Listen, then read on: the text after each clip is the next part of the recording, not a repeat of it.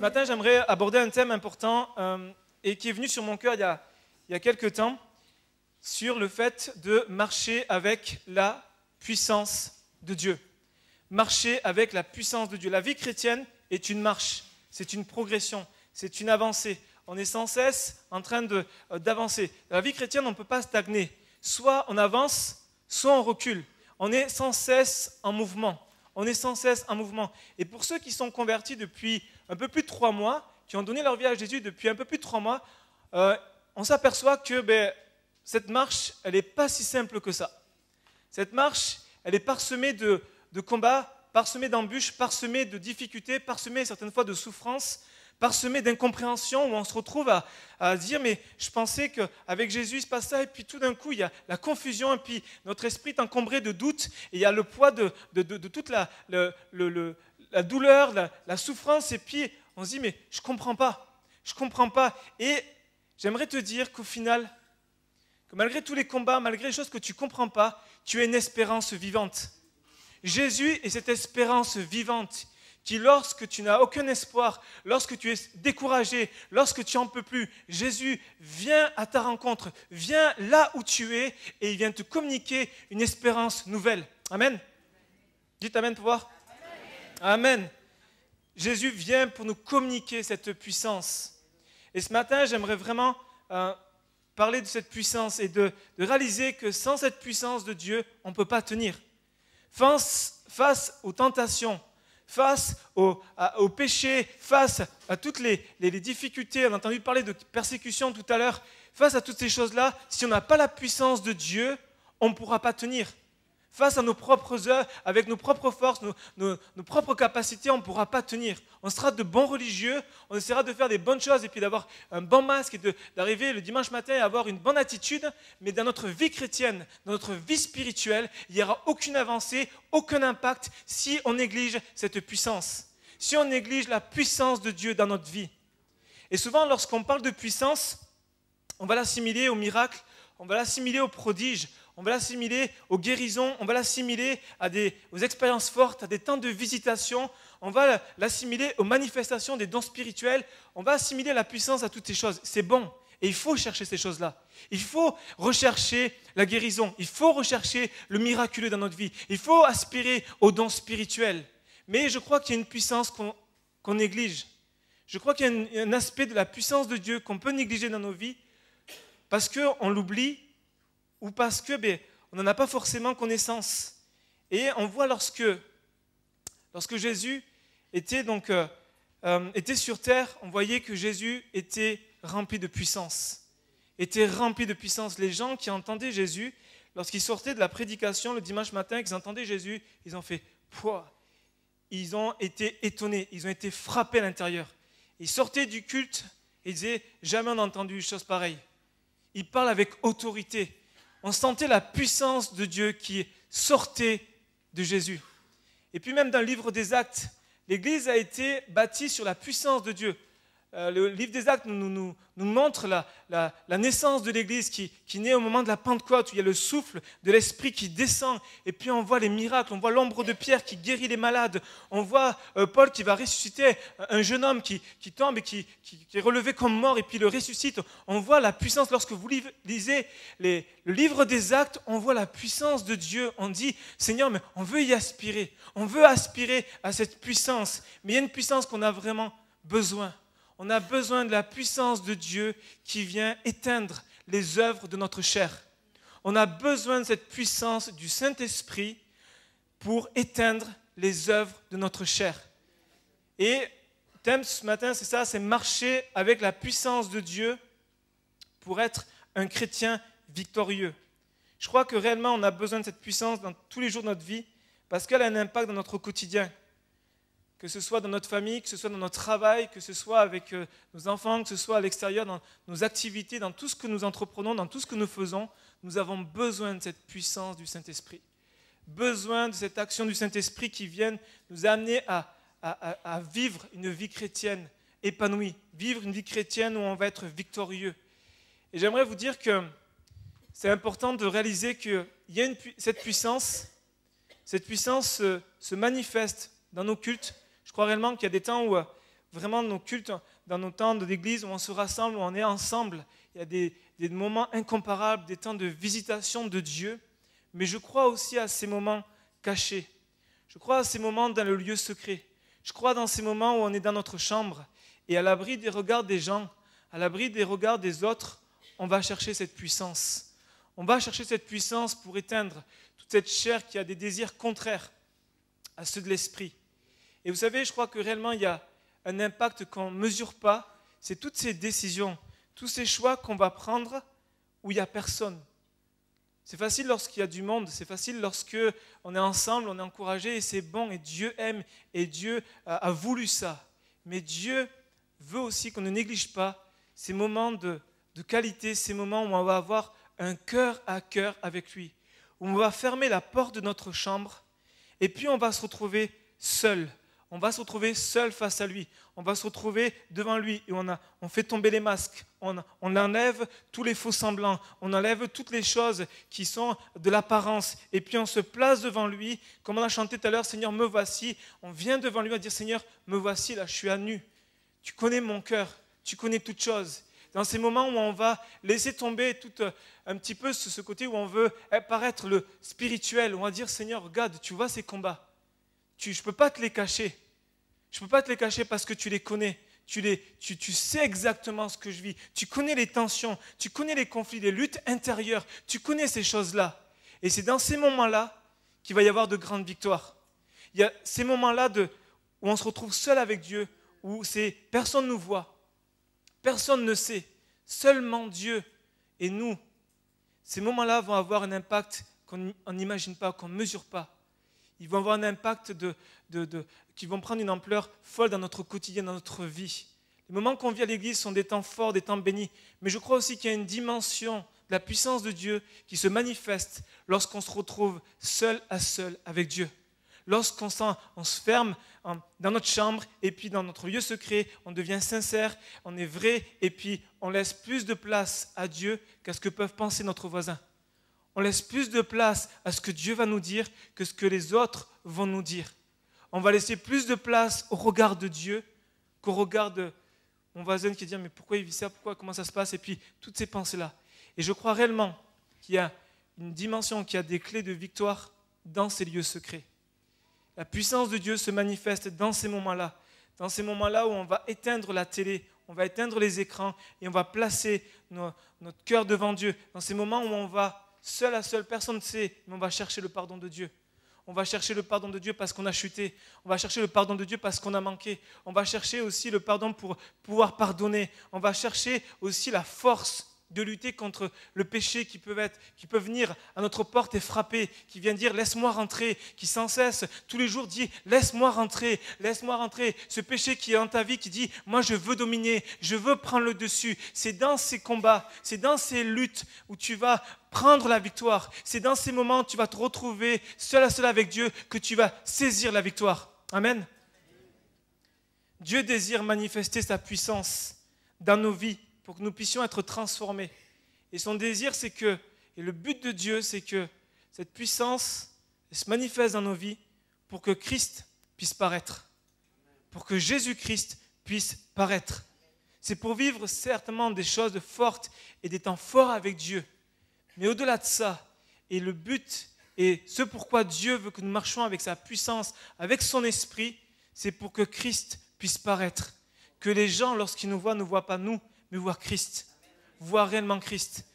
Il y a un passage dans Éphésiens 3, verset 16, qui nous dit « Je prie », c'est l'apôtre Paul qui prie, et c'est une prière aussi pour nous, « Je prie qu'il vous donne, que Jésus-Christ vous donne conformément à la richesse de sa gloire, d'être puissamment fortifié par son esprit dans votre être intérieur. » C'est la prière de l'apôtre Paul à l'église d'Éphèse qui dit « Je prie » pour qu'il vous donne conformément à la richesse de sa gloire. Dieu est un Dieu riche, Dieu est un Dieu généreux, Dieu est un Dieu grand, qui lorsque tu amènes tes requêtes, peu importe les requêtes que tu amènes devant lui, les combats que tu vis, la douleur et l'ampleur de ton combat, Dieu est puissant et il est riche pour te fortifier dans ton être intérieur. L'être intérieur, c'est quoi? Ça correspond au siège de nos émotions, à notre personnalité, à notre caractère, à nos pensées. c'est ça, c'est notre nous intérieur, notre être intérieur, c'est tout ce qui va régir dans notre âme. C'est le moteur de nos actions, c'est le moteur de nos décisions. Et avant d'aller dans le vif du sujet, j'aimerais m'arrêter quelques minutes. Sur un point important. Avant d'aller plus loin, j'aimerais aborder la nouvelle naissance.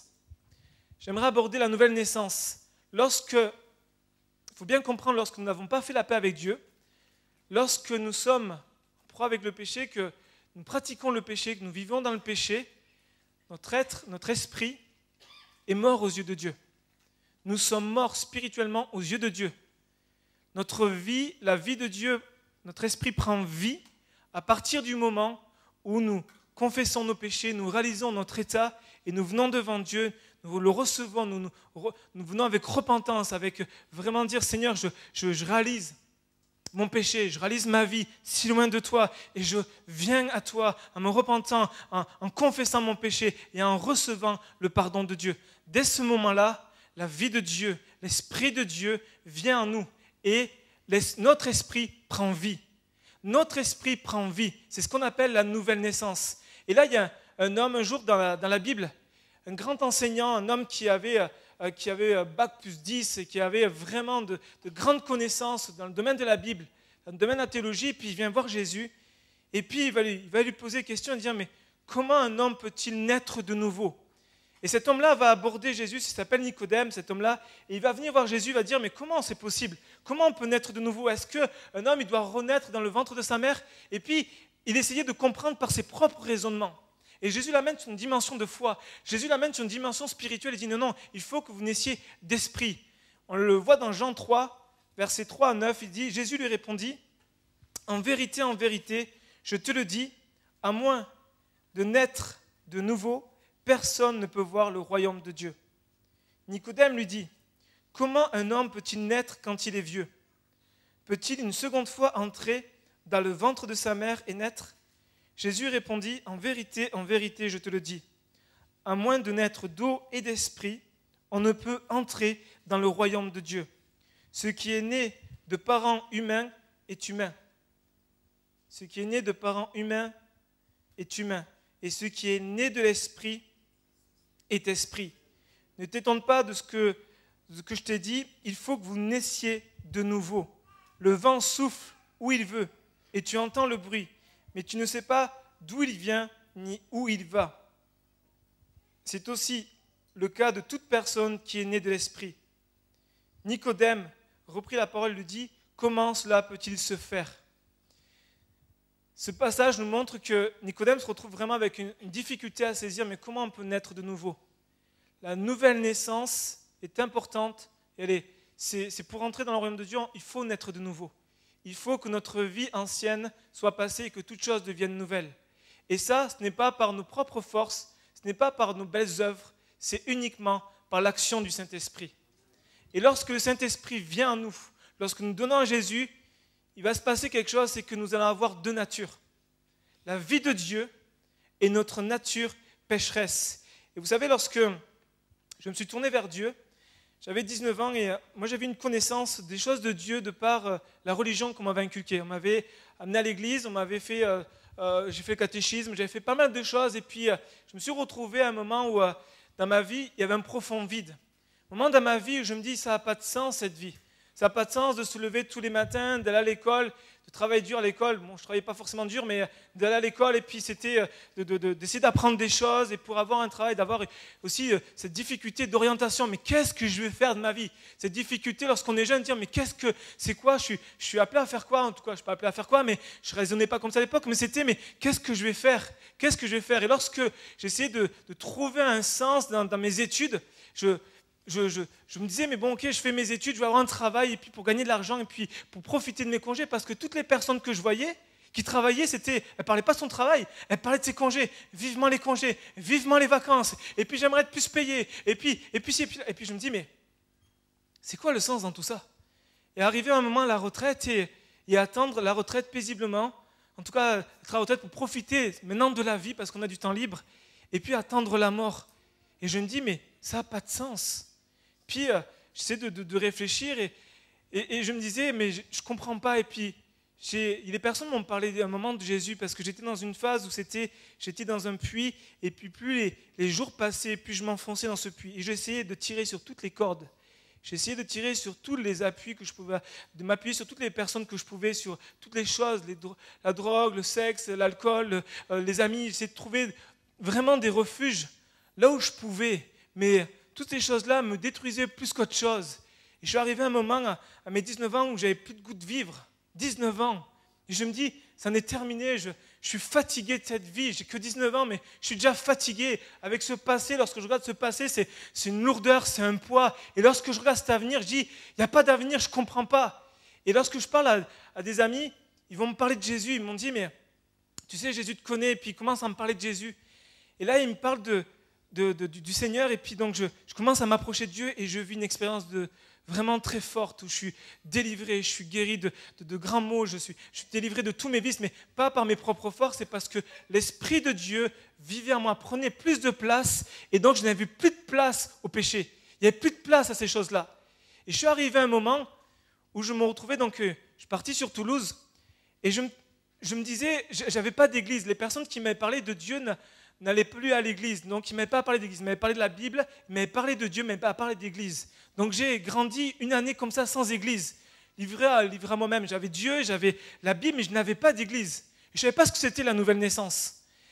Et je me souviens d'une chose que je disais, je témoignais à tout le monde, et je me disais, il n'y a pas de hasard, la personne qui est à côté de moi dans le bus, c'est que Dieu me l'a mis, il faut que je lui parle de Dieu. Et j'avais un manque de sagesse pas possible, mais j'avais cette fougue. Et puis je disais à mes amis, mais j'ai l'impression de vivre une nouvelle naissance. J'ai l'impression de renaître.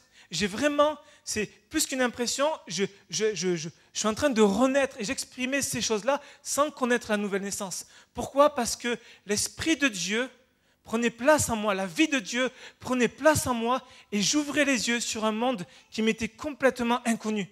Un monde que je ne percevais pas la réalité, un monde invisible, un monde spirituel. Et lorsque j'ai donné ma vie à Jésus, lorsque j'ai commencé à vivre une vie conforme à la parole de Dieu, j'ai ouvert les yeux sur un monde spirituel. Et j'aimerais te dire que sans nouvelle naissance, il est impossible pour toi d'avoir le salut. Il est impossible pour toi de rentrer dans le royaume de Dieu. Et au fur et à mesure que nous avançons avec Dieu, il y a très rapidement ces deux lois qui viennent dans nos vies. Il y a très rapidement ces deux natures qui viennent se mettre en conflit. Ces deux natures qui viennent se frotter l'une à l'autre. La nature de Dieu et notre nature propre, notre nature charnelle. Et ce matin, j'aimerais m'arrêter quelques minutes sur ça. Ce matin, je ne vous parle pas, rassurez-vous, de schizophrénie. Je ne suis pas en train de vous dire il y a un dédoublement de personnalité, vous avez deux personnes. Non, ce n'est pas ça. C'est deux natures. La nature de Dieu et notre nature charnelle. J'aimerais qu'on fasse une lecture, c'est le cœur du message dans Galates 5, versets 16 à 25. Il nous est dit, voici donc ce que je dis. Je lis avec la version second 21. Marchez par l'esprit et vous n'accomplirez pas les désirs de votre nature propre. En effet, la nature humaine a des désirs contraires à ceux de l'esprit, et l'esprit a des désirs contraires à ceux de la nature humaine.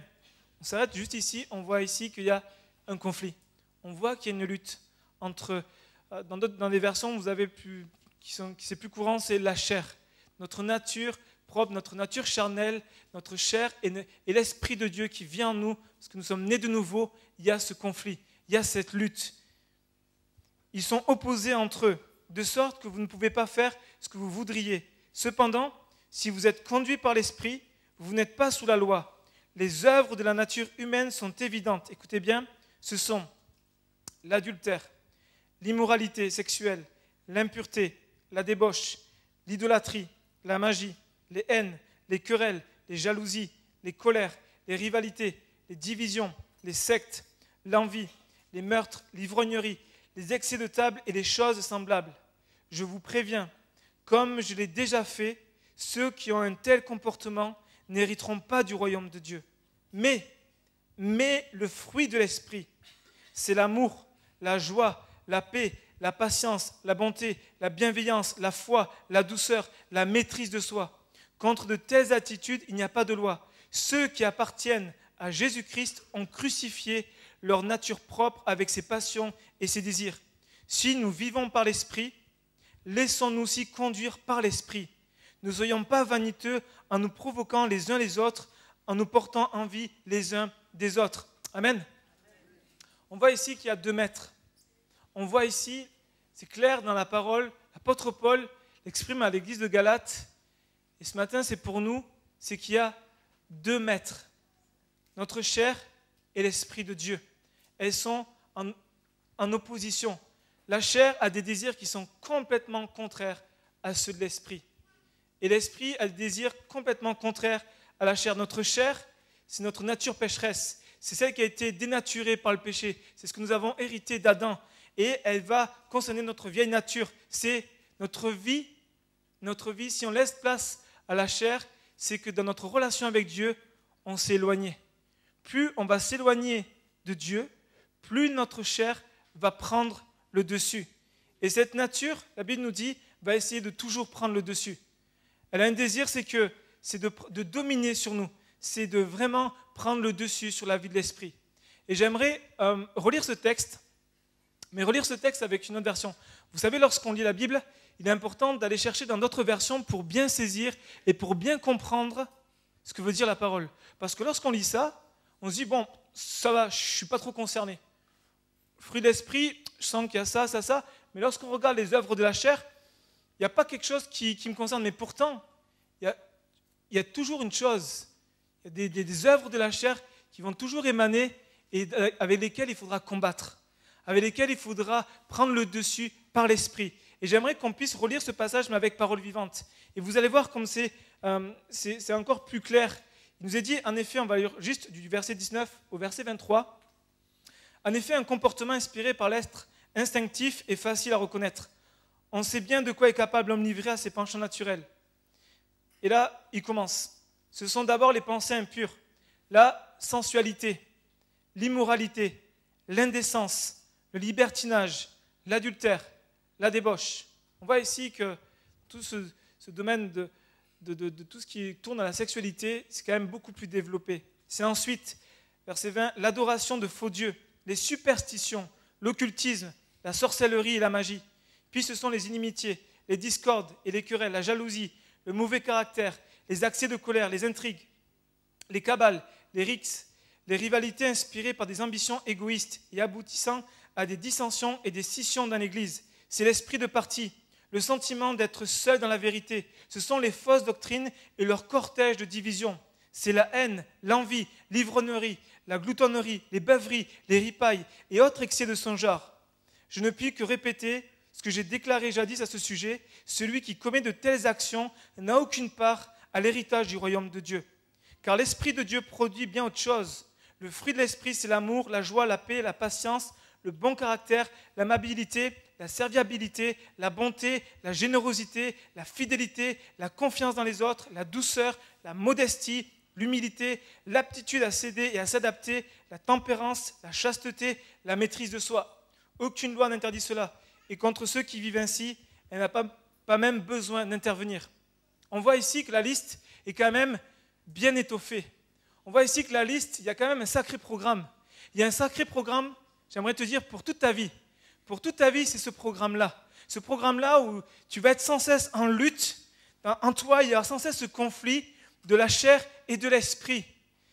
Et j'aimerais te dire qu'il est important de vivre par l'esprit et d'éteindre les œuvres de la chair, parce que ceux qui marchent, la Bible nous dit, ceux qui marchent par la chair ne sauraient plaire à Dieu. Je pense que si vous êtes là, si vous êtes ici, vous êtes venus ce matin, c'est qu'il y a au fond de vous un désir de plaire à Dieu. Un désir de dire, Seigneur, que ma vie te soit agréable. Que lorsque tu portes tes regards sur moi, tu puisses être fier. Que lorsque tu puisses porter tes regards sur moi, tu me vois vivre. Lorsque personne ne me voit, Seigneur, tu puisses dire oui. Tu puisses dire j'aime. Tu puisses dire j'aime comme Facebook qui clique j'aime et que Dieu dise sur notre Facebook, sur ton mur, sur ta vie, j'aime. C'est important de réaliser que vivre par la chair, vivre, si tu peux remettre la diapo d'avant sur toutes les œuvres de la chair, encore avant, toutes ces choses-là, si on vit, on se laisse dominer, si c'est ça qui conduit notre vie, c'est ça qui vienne orienter notre marche vis-à-vis de Dieu, lui déplaît. Marcher par la chair déplaît à Dieu. Et vous savez, c'est important de réaliser que les œuvres de la chair vont être tournées, si on regarde bien, vous étudierez le texte chez vous ou dans les groupes de maison, et vous verrez qu'en fait, toutes les œuvres de la chair sont tournées vers soi. C'est moi, moi et moi. Moi, on m'a fait ça, donc je vais me mettre en colère. Moi, on m'a fait ça, donc je vais faire ci. Et puis moi, j'ai besoin, donc je vais aller chercher de la sensualité. Moi, vous voyez, c'est toujours tourné vers soi. Alors que le fruit de l'esprit, c'est tourner vers les autres. Le fruit de l'esprit, c'est la vie de Dieu qui dit, il faut que tu donnes ta vie pour les autres. Il faut que tu sois serviable. Il faut que tu sois bon. Il faut que tu aimes. Il faut que tu fasses confiance. Il faut que tu sois patient. Il faut que tu te maîtrises. Lorsqu'il y a des tensions, il faut que tu te maîtrises. C'est tourner vers l'autre. Et la deuxième chose qui est importante pour vraiment faire mourir les œuvres de la chair, c'est que cette pratique, la Bible nous dit, nous fait perdre notre salut. Nous fait perdre notre salut. L'apôtre Paul conclut lorsqu'il finit les œuvres de la chair, il dit, tous ceux qui ont un comportement pareil, et je le répète, ne pourront hériter du royaume de Dieu. Et c'est tellement important que des fois on se dit, ouais, c'est pas très grave, Jésus pardonne et puis Dieu nous fait grâce. Oui, Jésus aime pardonner, Dieu se plaît à pardonner, Dieu se plaît à être miséricordieux et à nous relever. Et Dieu aime déployer sa grâce et sa grâce est infinie. Mais on ne peut pas tromper Dieu. Et il est important de dire, Seigneur, je ne veux pas pratiquer ces œuvres. Je ne veux pas les pratiquer, vivre avec et qu'elles me dominent. Il est important que les œuvres de la chair puissent être pardonnées, qu'on les place devant Dieu. Je vous parlais de lutte. Je vous parlais de lutte lorsqu'on est dans le lieu secret. C'est ces luttes-là que je vous parle. Ces luttes où on va se retrouver, notre chair, elle va dire, non, il faut que tu te venges. Notre chair va dire, allez, tourne-toi vers la pornographie. Notre chair va dire, allez, regarde ce genre de film. Allez, va sur Internet. Notre chair va vouloir prendre le dessus. Mais dans ta lutte, par l'Esprit de Dieu, tu peux dominer. Par l'Esprit de Dieu, par la puissance de Dieu, tu peux dominer et vivre une vie de chrétien épanoui. Amen. Je crois qu'il y a ces moments où on se retrouve. On a tous des moments dans notre vie, on a des carrefours, où on se retrouve dans des choix. Et c'est des choix qui se retrouvent où on va se mettre seul à seul avec Dieu. Personne ne voit, il y a juste nous et Dieu. Et ça, ces choix-là sont super importants. Ces choix où on dit, est-ce que je choisis la chair ou est-ce que je choisis l'esprit ?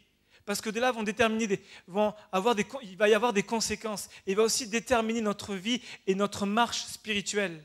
Et dans ces moments où notre chair prend le dessus, où on est d'accord, il y a des moments où c'est trop fort. C'est trop fort, il y a comme des pulsions, il y a comme des choses en nous qui disent, allez, vas-y, tourne-toi vers ça. Allez, marche par la chair. Dans ces moments-là, il faut crier à Dieu. Dans ces moments-là, il faut dire, Seigneur, fais tomber les masques. Il faut qu'on reconnaisse. Seigneur, je le reconnais, je ne peux pas te cacher. Il y a ça en moi. Il y a cette œuvre-là, cette œuvre de la chair. Ces choses-là, ces querelles, ces rivalités, Seigneur, c'est toute cette ivrognerie, Seigneur, ces choses qui sont là. Je veux m'en séparer, mais c'est comme plus fort que moi. Dans ces moments-là, il faut crier à Dieu. Dans ces moments-là, il faut tout arrêter, se mettre à genoux et dire, Seigneur, viens à mon secours. Viens à mon secours. Et Dieu est fidèle. Dieu est fidèle pour te libérer. Dieu est fidèle pour te délivrer. Et la Bible dit qu'il n'y a aucune épreuve, aucune tentation qui ne soit au-delà de tes forces. Mais il te donnera le moyen de sortir de cette épreuve.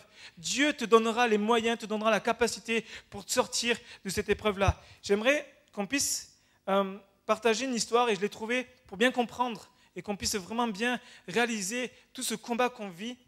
J'aimerais qu'on puisse afficher la petite histoire, une histoire du capitaine. On va lire ensemble. Le propriétaire d'un navire constate que le capitaine auquel il en a confié le commandement le dirige si mal qu'il le conduit à une ruine certaine. Il le destitue et donne la direction à un nouveau capitaine. Un contrat confirme cette décision, mais un article y prévoit « L'ancien commandement logera à bord sans aucun droit d'intervenir dans la marche du navire. La traversée commence dans de bonnes conditions et le nouveau capitaine gouverne le navire avec compétence et avec joie. Mais voici, une tempête survient. Doutant de la capacité du nouveau capitaine à se tirer de cette situation périlleuse, le propriétaire laisse sortir de sa cabine l'ancien capitaine. Pourtant, il y avait une clause. Il y a une clause qui dit dans le contrat, l'ancien capitaine, c'est terminé, il n'a plus le droit d'intervenir, il est à bord, mais tu ne laisses plus intervenir dans la marche du navire. Et puis là, tout d'un coup, le propriétaire, face à une tempête, dit, allez, reviens parce que là, je ne sais plus comment faire, et puis je doute du nouveau capitaine. Donc reviens. Et donc l'ancien capitaine Puis donc, il laisse sortir de sa cabine l'ancien capitaine qui donne des conseils, puis des ordres, et finalement reprend la direction du bateau. Arrivé au port, le propriétaire du navire se plaint auprès de ses amis de la mainmise de l'ancien capitaine et s'entend répondre « C'est ta faute ». Le contrat stipule que le vieux capitaine n'a plus aucun droit à la direction du bateau. Il faut le laisser dans sa cabine. Tu as signé le contrat et tu dois t'y conformer. Amen. Cette histoire nous montre toute la puissance et en tout cas tout le combat qu'on peut vivre entre l'ancien capitaine, notre chair, et le nouveau capitaine, la vie de l'esprit. Et lorsque vous remarquez que dans cette histoire, et je la trouve vraiment parlante et puis pratique pour nos vies, c'est que lorsque tout va bien, il n'y a pas de souci. Saint-Esprit agit, alléluia, Seigneur, remplis-moi de ton esprit, baptise-moi de ton esprit, Seigneur, don spirituel, et puis arrive le moment de la tempête, arrive le moment de l'épreuve, arrive le moment où là tu fais, je fais quoi? Concrètement là je fais quoi? Où toute la pression, toute la tension, que ce soit au niveau de la famille, que ce soit au niveau du travail, que ce soit au niveau de ton activité, de tout ce que tu peux faire au moment où tu arrives, et c'est le Saint-Esprit qui dit, soit je dirige, ou soit la chair qui dit, non, non, laisse-moi diriger. Et il y a ce conflit, et il faut qu'on puisse dire, Seigneur, le contrat, c'est lorsqu'on a donné notre vie à Jésus. Le contrat, c'est lorsqu'on est passé par les eaux du baptême, on a dit, Seigneur, ma vie, elle est consacrée à toi. Ma vie, je l'ai remise entre tes mains, c'est le contrat que je fais avec toi, c'est l'alliance que je fais avec toi. Et l'alliance stipule que le vieil homme est mort, que le vieil homme est crucifié à la croix et qu'il ne faut pas que tu le laisses prendre le dessus. Et pour ça, il faut que tu laisses la vie de l'esprit prendre la totalité, dominer sur ta vie. Vous savez, il y a quelques temps de ça, il y a un soir où j'ai traversé un moment difficile, un moment de tempête, vraiment un moment où j'étais dans un moment vraiment difficile. Et puis, je me suis mis dans la prière, je suis sorti parce que j'avais besoin de sortir, et puis je me suis mis dans la prière. Et puis alors que je priais, je plaçais ça devant Dieu, j'avais des ressentiments qui étaient mauvais. J'avais des choses, des œuvres de ma chair qui étaient en train de dire « Allez, réveille-toi, allez, il faut que je prenne place ». Et puis, alors que ça venait, c'était quelque chose qui était oppressant, c'était quelque chose qui était là comme pour m'écraser, c'était un poids sur ma vie. Et puis, j'essayais, je savais que c'était pas bon. Je savais que c'était mauvais, qu'il ne fallait pas que je laisse ces choses-là venir dans ma vie et contrôler et diriger, prendre place dans ma vie. Et dans ce soir-là, je me souviens où j'ai crié à Dieu. J'ai crié à Dieu et j'ai dit, Seigneur, j'y arrive pas, c'est plus fort que moi. Et je me suis mis à crier à Dieu, et là, j'ai senti le Seigneur qui me dit, invoque ma puissance. Invoque la puissance du Saint-Esprit, parce que la puissance du Saint-Esprit se manifeste dans ces moments-là. La puissance de Dieu se manifeste dans ces moments-là où tu te sens comme écrasé. Tu sens que le poids de ta vie, elle est trop prenante et c'est trop lourd à porter et que tu peux pas t'en sortir par toi-même. Dieu te dit, invoque ma puissance. Invoque-moi et je viendrai dans ma puissance. Amen. Et j'aimerais terminer avec un dernier point, c'est qu'il nous faut vaincre par cette puissance qui agit en nous. J'aimerais inviter les musiciens à me rejoindre. Il faut laisser le Saint-Esprit diriger et prendre les commandes de notre vie. Et j'ai aimé cette image un jour d'un homme de Dieu qui racontait le témoignage d'un ancien homme qui, en fait, organisait des combats de chiens. Il organisait des combats de chiens et puis sur ces combats de chiens, il y avait des paris, des gens pariaient, ils se rassemblaient, puis il y a plusieurs fois dans la semaine, il y avait des combats de chiens, et puis cet homme-là, il entraînait les chiens, et puis il organisait ces combats entre chiens. Et puis il pariait sur celui qui allait prendre le dessus sur l'autre. Et une chose qu'il faisait, c'est qu'en fait, il trafiquait les combats. Il trafiquait les combats en faisant quoi? En nourrissant un chien et en affamant l'autre. Et lorsque le pasteur a entendu ça, il a tilté, il a dit, mais c'est ça en fait, le combat entre notre chair et notre esprit. Il faut nourrir notre esprit et affamer notre chair. Si on veut que notre esprit prenne le dessus sur notre chair, il faut nourrir notre esprit. Il faut passer du temps dans la prière. Il faut nous nourrir de la parole de Dieu. Il faut entretenir la communion fraternelle. Il faut passer du temps seul à seul avec Dieu, entretenir cette communion. Parce que moins on l'entretient et plus la chair va prendre le dessus. C'est inévitable. C'est inévitable. Et je pense qu'il n'y a aucun Superman dans la salle, aucun homme qui surnaturel qui... Non, on est tous à la même enseigne, tous au même niveau. Ou si on ne fait pas attention, si on ne veille pas, notre chair prendra le dessus. Et il est important d'affamer notre chair, de lui donner aucune nourriture, rien du tout. Si tu sais que ton combat se trouve face à des films, face à de la pornographie, mets tout en place pour éteindre, pour fermer, mets en place des choses qui vont t'amener à ne pas nourrir ces choses-là. Pas dire, mais je suis fort, je vais y arriver, et puis, non. Il faut que tu affames ta chair. Il faut que tu lui donnes aucun pouvoir, tu lui donnes aucun moyen de reprendre le dessus. Et par l'Esprit de Dieu, nous pouvons triompher. J'aimerais te dire qu'il n'y a aucune œuvre de la chair que l'Esprit de Dieu ne peut triompher. L'Esprit de Dieu est tout puissant. Et il est puissant pour nous délivrer de nous-mêmes. Il est puissant pour que nous puissions vraiment vivre une vie où on va être débarrassé des œuvres de la chair. Des choses qui sont là, on sait très bien que ce n'est pas bon, mais cet esprit vient nous renouveler et nous fortifier. Amen. Et j'aimerais ce matin vous inviter à placer vos cœurs devant Dieu et on va avoir un temps où on va dire, Seigneur, je réalise que je suis en conflit, qu'il y a un conflit en moi et que j'ai besoin de veiller, que j'ai besoin, Seigneur, de me tenir devant toi et de ne pas laisser les œuvres de la chair prendre le dessus. Vous savez, un des dangers qu'on peut avoir, qui nous guette, c'est que on va faire les choses par nous-mêmes. C'est essayer de dominer la chair par nos propres forces. La Bible dit, c'est ni par la puissance, ni par la force, mais c'est par son esprit. Dans Romains 11, il est dit, c'est par lui, pour lui et de lui que sont toutes choses. C'est Dieu qui va lui-même venir à ton secours. La seule chose que toi tu as à faire, c'est de reconnaître et dire, Seigneur, j'ai besoin de ton secours là, dans ce domaine-là. Dans cette partie de ma vie, j'ai besoin que tu viennes prendre toute la place. Je ne veux pas que ce soit la chair. Je ne veux pas que ce soit les œuvres de la chair qui prennent dessus, ma vieille nature. Mais je veux vraiment que ce soit ton esprit. J'aime ce passage, cette citation de Corrie ten Boom qui dit, si on peut l'afficher, la citation, voilà, Corrie ten Boom, donc une femme de Dieu, qui dit Dieu est lui-même la dynamique de ses exigences. Dieu est lui-même la dynamique de ses exigences. Dieu te dit ne marche pas par la chair, mais marche par son esprit, mais c'est lui qui va t'aider. S'il te demande, il va te donner les capacités. S'il te dit de faire, c'est que Dieu va être avec toi et il ne va pas te dire « Allez, débrouille-toi, allez, il faut que tu sois spirituel, allez, il faut que tu te donnes. » Non, non, c'est pas de faire par toi-même, c'est t'abandonner entre les mains de Dieu et dire « Seigneur, je le reconnais, j'ai vraiment besoin de l'action de ton esprit. J'ai vraiment besoin que tu viennes dominer en moi. J'ai vraiment besoin que tu viennes prendre toute la place. » Et je termine avec ça, c'est que pour laisser toute la place au Saint-Esprit, il y a une chose qu'on doit faire aussi, c'est crucifier notre chair. L'apôtre Paul en parle.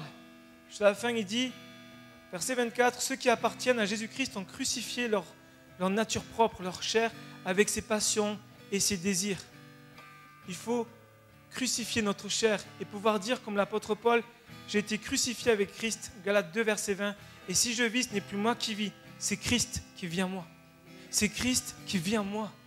Ce n'est plus moi qui vis, c'est Christ qui vit en moi.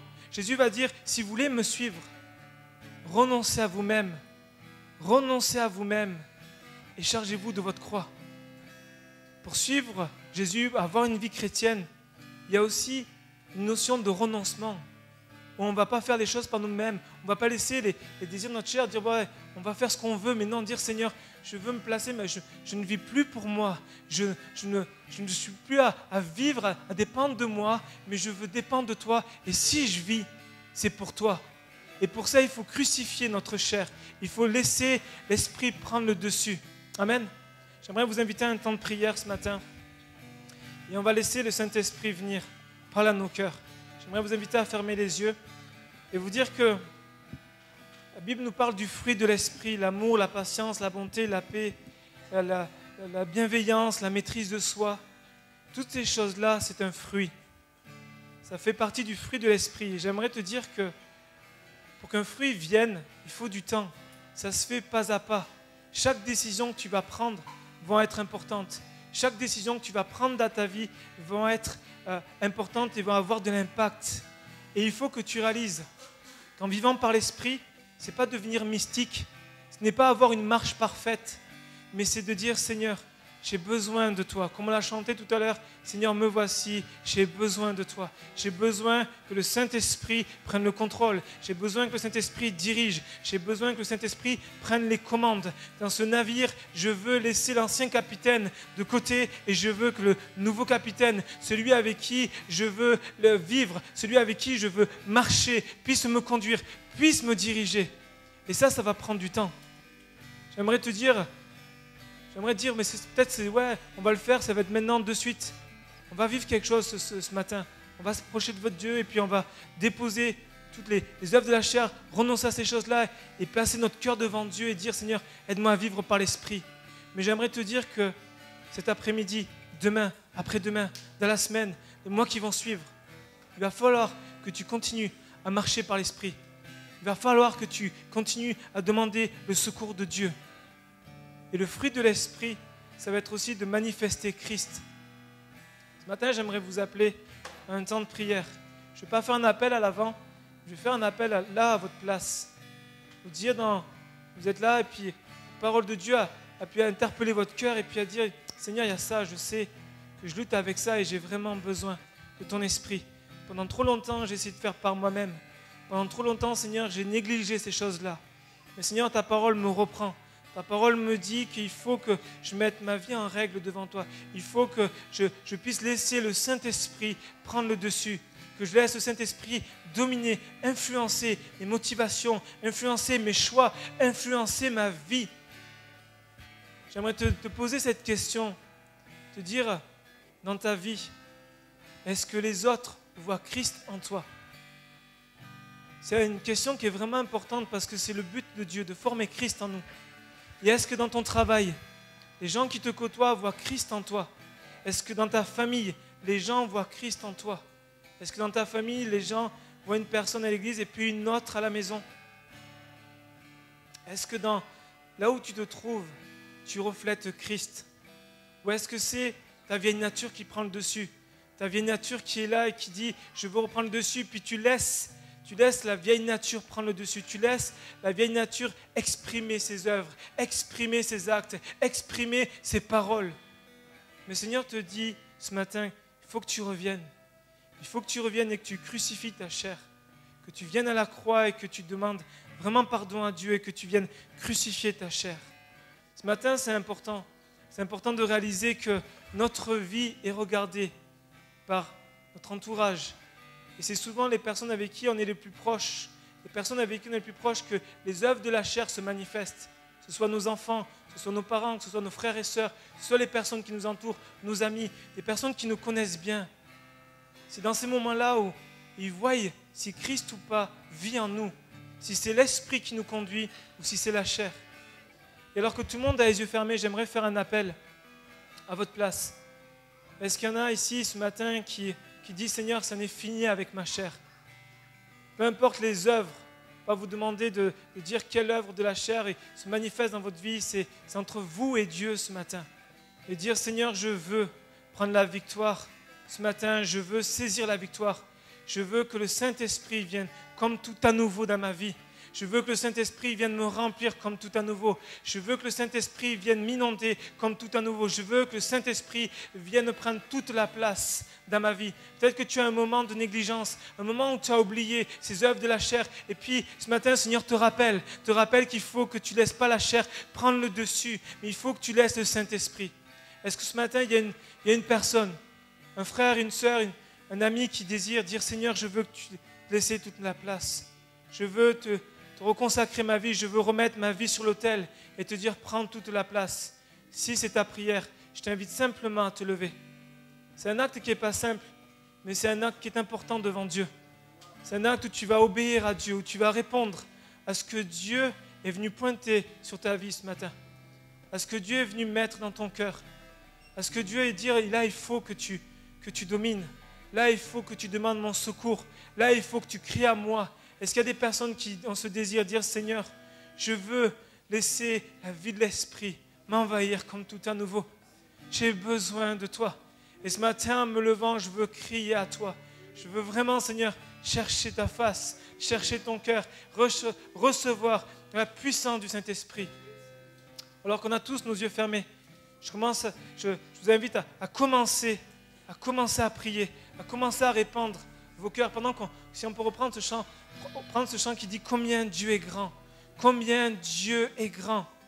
J'aimerais ce matin qu'en chantant ce chant, tu puisses réaliser que Dieu est grand pour te délivrer, que Dieu est grand pour te secourir, que ce qui est impossible à l'homme est possible à Dieu, que ce que tu aimerais toi maîtriser, que ce que tu aimerais gérer, j'aimerais te dire que Dieu veut prendre le commande, pour dire arrête de diriger, arrête de vouloir faire par toi-même, mais laisse-moi prendre les commandes. Ce matin, ce que je te demande, c'est juste que tu t'avances, que tu te lèves à ta place et que tu viennes demander mon secours, que tu viennes demander la puissance du Saint-Esprit pour que ce soit plus la chair, mais que ce soit l'Esprit de Dieu qui puisse dominer ta vie.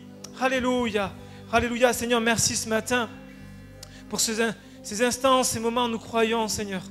Nous croyons réellement, oui, que tu nous as donné cette nouvelle naissance et que nous avons la vie de Dieu en nous. Mais Seigneur, comme ta parole nous le dit, il y a comme un conflit, il y a comme des luttes qui sont là au-dedans de nous, Seigneur. Tu connais les luttes intérieures, les luttes qui sont cachées aux yeux de tous. Seigneur, tu les connais toi, parce que tu connais les cœurs, tu sondes les vies, tu connais toutes choses. Et Seigneur, je prie ce matin pour que vraiment ton esprit se répande maintenant. Que ton esprit vienne, que ton esprit libère, que ton esprit délivre, que ton esprit vienne, Seigneur, prendre toute la place. Seigneur, tu vois les luttes qu'il y a en ce moment. Tu vois, Seigneur, tous ces moments de dire non, je ne veux pas lâcher. Non, je veux garder ces choses-là. Non, j'ai raison. Non, je veux me tenir là-dedans. Seigneur, je prie maintenant, Saint-Esprit, pour que vraiment tu parles, pour que vraiment tu te révèles, pour que vraiment tu agisses. Tu es grand, oh Dieu.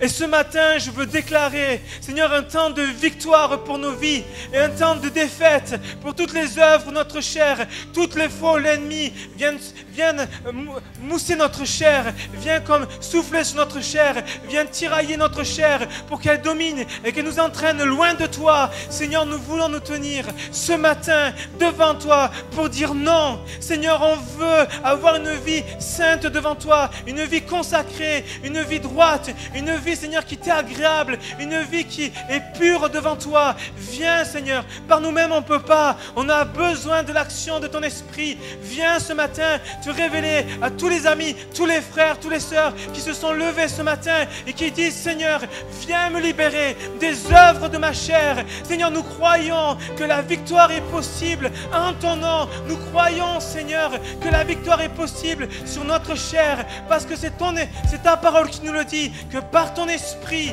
Seigneur, nous ferons mourir les œuvres de la chair, que par ton esprit, Seigneur, nous allons vivre la victoire, une victoire triomphante sur toutes nos œuvres, toutes les œuvres du vieil homme, toutes les œuvres de notre vieille nature qui voudrait dominer. Oh Dieu, toutes les blessures, toutes les malaises, Seigneur Jésus, qui animent notre chair. Seigneur, viens penser, viens guérir, viens restaurer, viens répandre ton esprit.